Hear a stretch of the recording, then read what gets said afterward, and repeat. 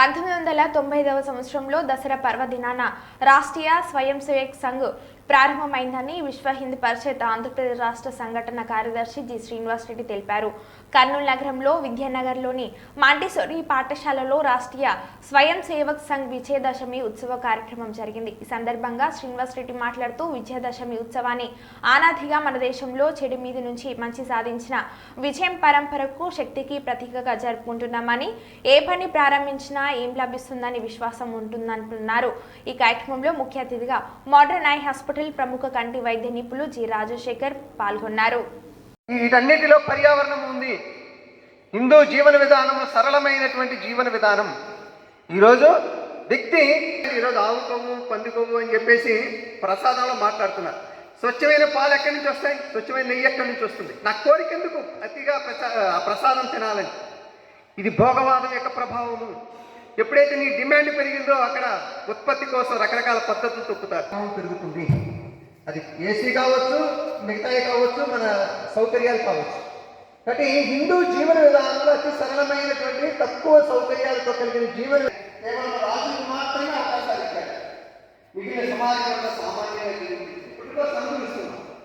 ఈరోజు వాతావరణ పరిస్థితి ఎందుకని ఎడారిలో కూడా వరదలు వచ్చేసి నీళ్లు నిలబడి కూడా చూసాము.